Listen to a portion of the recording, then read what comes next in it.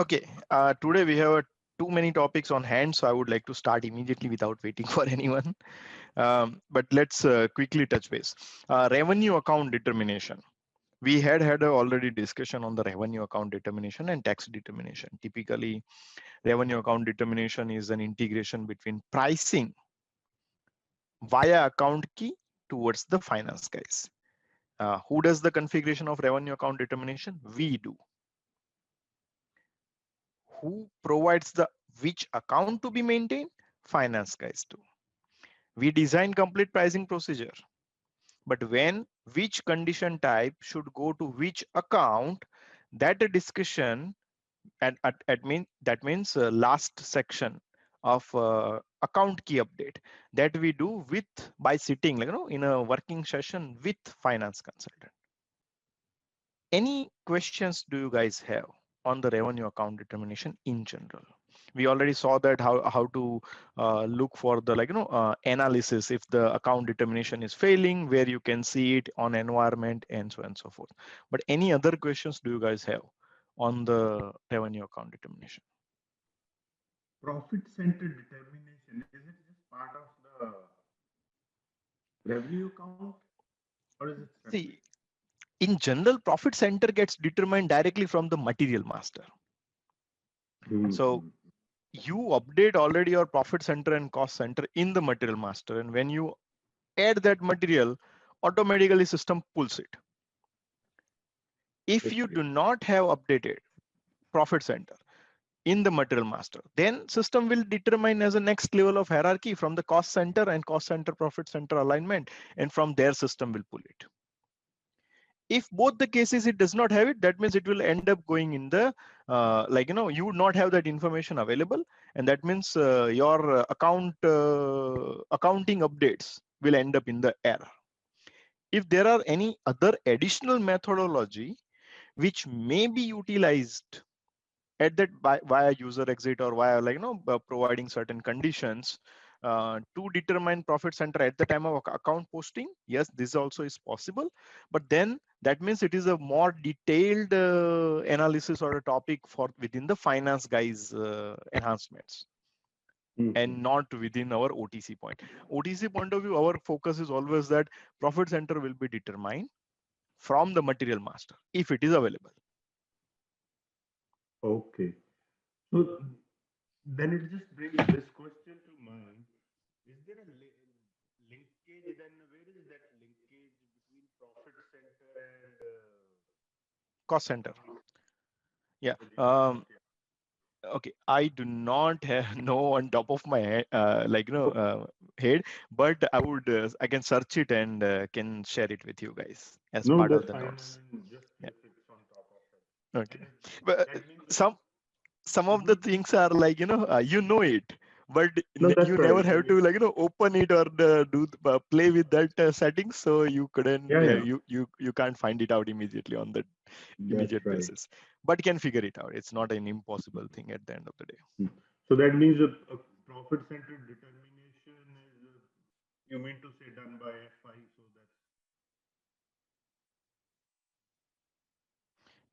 Your voice went away, but yes, at the end you said that yes, major responsibility of correct profit center coming to the sales document is profit center hierarchy is determined by the finance guys, and our generally our controllable point is profit center field is available in the material master, and from there it should be getting determined in the sales order. sounds good. Thank Okay, you. no problem. Uh, any other questions on our tax determination and revenue account determination? Okay, I take it is not a question. Then we move to the intercompany sales. Very quick points. Intercompany sales. So as word says, inter between two company code, which are part of the one group company, and you are doing that business, that is your intercompany sales. There are three models how you can do that, right? So very basic model, we had discussed this particular model, right, where customer gives the order to RIL in this example. Now imagine RIL and IPCL is dealing with the same product, and Customer does not know IPCL, and we don't want directly goods reaching to the customer. So what do? Customer gives us from his perspective, it is purchase order. For us, it is a sales order. We don't have a stock. We create another purchase order to the IPCL. We receive the physical stock in our own warehouse in RIL. We get an incoming invoice also from the IPCL. This is like a normal sales and purchase process, right? And then against that sales order, you again do the delivery physically to customer and invoice to the customer. Traditional cycle. You can make it more relevant by if you agree that at the end of the day, both are your company. So it doesn't matter you do the delivery or someone else do the delivery. You are saving the time and logistics effort and cost of transport. So you can also go in a third party order processing concept. What does that mean? When your customer gives you the sales order and you do not have a stock, you change your schedule line category to the third party schedule line category. And in that case, system will give the purchase order to the IPCL. IPCL can directly give the delivery to the customer and sends the intercompany invoice to you against your purchase order. But still, you have to create here in this scenario purchase order. And you will, once you receive the incoming invoice, you are going to give the customer invoice to customer. This is the third party order processing. We have done the configuration and we have tested it. Intercompany sale is one level above that. You don't have to even create a purchase order. What you are saying is you have RIL and IPCL. Your customer gives you the sales order. You don't have a stock. Directly switch the plant to the IPCL. Don't even create a purchase order. Forget about purchase order. Just change the plant to IPCL itself. Another company codes plant. That means your delivery activity will completely happen from that plant, and because that plant is linked to the another company code, from that company code, and keep delivering like normal. Then because you are customer knows you, so you are giving an invoice to the customer. That is also good. But because the goods was gone from the IPCL will end up raising you the intercompany invoice. This particular process is typically our intercompany sales, or many of the time you will hear the word intercompany billing process. We had decided to do some basic setup, and we actually did majority of the basic setup.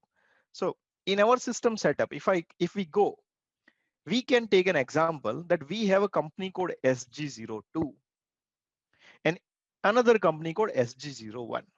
So there are two company codes. Okay. One company code has sales area which we are using RP01 2090. Second one has SG01 ZSSG. And in same example, if my customer gives me the sales order,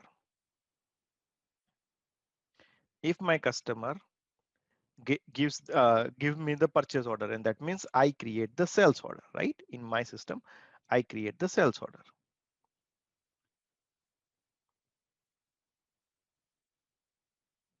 So this is a sales order. So for me, this is my customer, and that means this customer is in which sales area? Can you guys tell me? RP01 2090, right?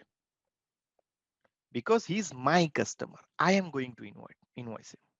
But ultimately, I'm using plant of SG01 for my scenario. Okay, so SG01 has a plant, SG01 itself. My actual plant, my plant was RPU1. Okay, this was my plant. This guy has plant SG01. But what I will do in the SO1, I'm going to add a plant of SG01. Directly, I'm adding the plant of another company code in my SO. Physical delivery is happening, and because in the sales order it is, my physical delivery is actually happening from the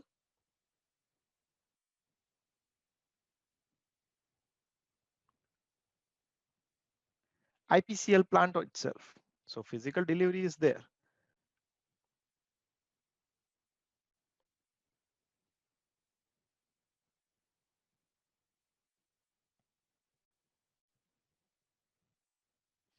So delivery is from the IPCL plant itself.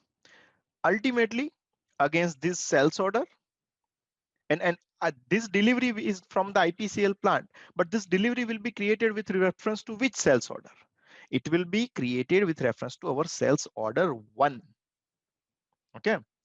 Then once the delivery is created, now this delivery will be used because delivery based invoice. So you will use this particular delivery to invoice your customer, and that means it will result in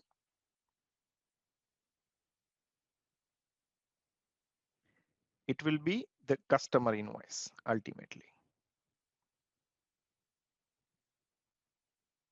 Seriously.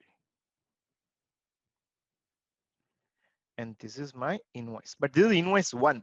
Which invoice it is? F2, my customer invoice against my sales order, right? That is what I'm doing. But because the plant was used of the SG01, I need incoming. I will have the incoming invoice, and that incoming invoice is coming. That incoming invoice is from between two company code, right? And that is invoice IV. We call it IV invoice. Okay, intercompany invoice is IV, just to be keep in our mind. Okay, so this is our cycle, and we started setting up. So which configurations had we done yesterday? So we will see one more time that which configurations did we do.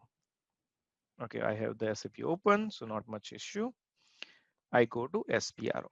First thing in this whole scenario, because IPCL is invoicing to me as a RI SG01 is invoicing to SG02, definitely there has to be SG02's customer code.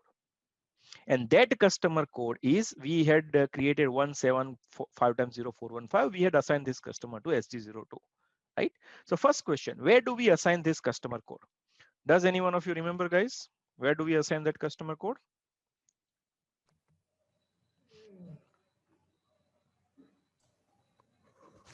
Sales organization definition. In the sales organization definition, correct.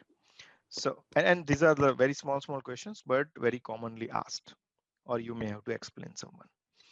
So our SG02 organization, I go to the SG02 sales organization.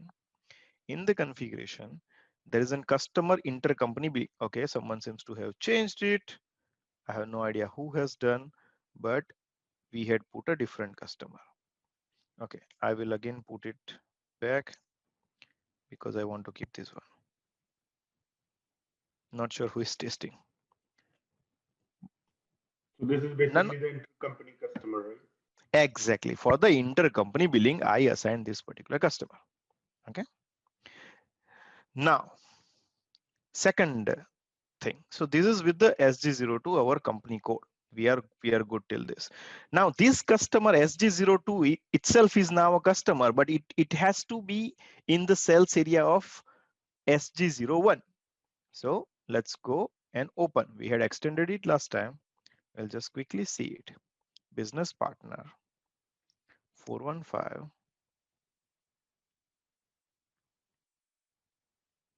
RP01 2090, but now we are looking for SG01s and ZS and SG.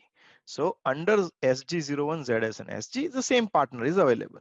We updated it with the very basic information like customer pricing procedure. Definitely we updated with this one. We can even update the customer group, price list, or anything else which is required. So everything which we consider is necessary, we can do that, right? Like for example, Z1, so on and so forth. Okay,